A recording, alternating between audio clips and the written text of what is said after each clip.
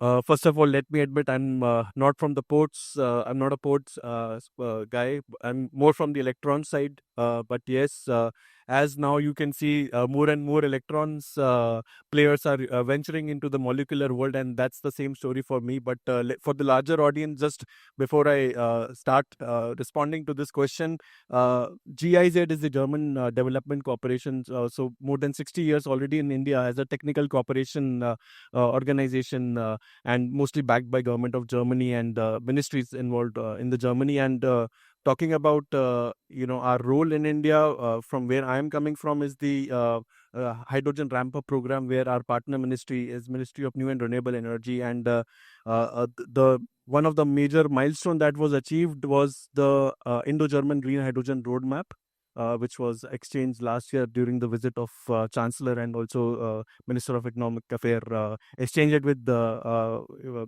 Goyal ji and also Mission Director. So that was also in the Terry University, madam. So that was the backdrop. And coming from the port's perspective, as I admitted, but what I have seen, I have been to the port of Rotterdam 3 times. Amnan Boraji was here. So what we have realized is that the ports, they are renting out space. And a very strategic decision which was taken by Port of Rotterdam also, when MNRE had a booth there. We saw that over the years, what has been the development, they are strategically shifting their decisions, whether they want fast money for renting for the the container terminals and things like that, or they are looking at allocating land for electrolyzers. Some of the world's largest, or even in fact Europe's largest electrolyzers plants are being set up at the facility. And do we have enough land allocation for transformers, because we see a lot of offshore wind, which also has the potential here where we are sitting. So do we have the evacuation facility from in these ports? Do we have the right amount of transformers where these the electrolyzers can be drawing power from? So these are the certain aspects. And then we see that the first year we usually took a delegation. We stood outside a vacant electrolyzer field, nothing behind us actually. But we used to say that tomorrow there is going to be an electrolyzer, and because there is a lot of Shell, British Petroleum refineries out there. But this year, in May 2025, we see that it's mostly done. And this year we will see that the electrolyzer will actually be producing hydrogen, which is going to the directly to these refineries. Having said that, in the green hydrogen roadmap, the ESG framework that you talked about, we also have a KfW development bank, which is the German financial corporation. We being the technical corporation, there is a financial corporation. And one of the reasons why there was a viability gap fund for also for the maritime fuels, for the fuel producers, of 30 million euros per project. A total capping of 270 million euros and 30 million euros dedicated only towards bridging this gap between gray and green. The main aspect of Indian companies losing out was on the aspect of ESG.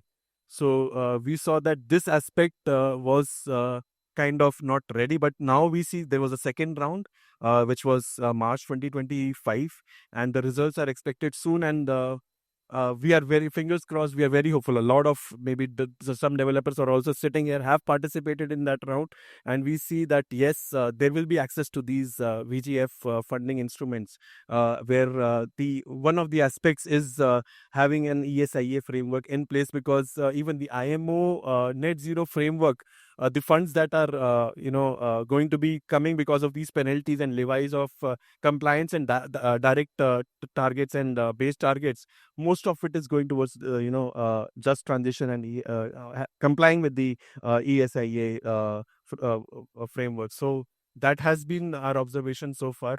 But yes, an exciting field, and a lot of interesting, personally for me to learn a lot, and that has been a really grateful experience. Yeah. So you are also believe and echo the sentiment that the transition to green cannot be without breaching the borders of ESG.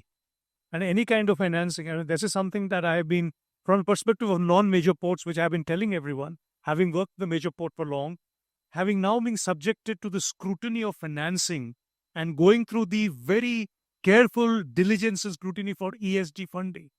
I think I'm very happy to echo the sentiment that you are saying, but equally happy to see that Indian companies are now walking up to that.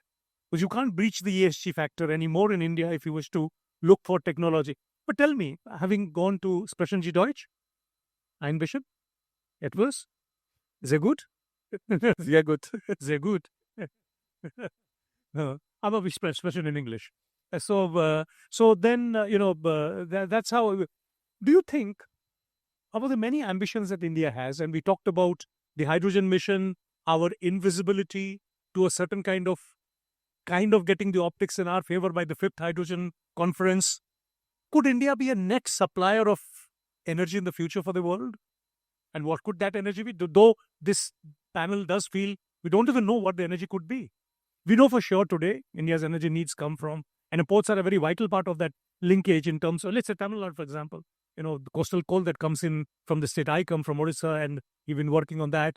So coal is a story for another 20, 25 years, unless we are doing coal to gasification and we're extracting minerals, etc. I mean, extracting liquids and, could India be a net supplier of that energy when it does happen? What's your view? My perspective would be yes. And why I'm saying this is, you know, uh, there is a Seki of Germany, which is Hintco. And Hintco has done, round of global tenders where they are, because they want to import ammonia, import SAF, methanol.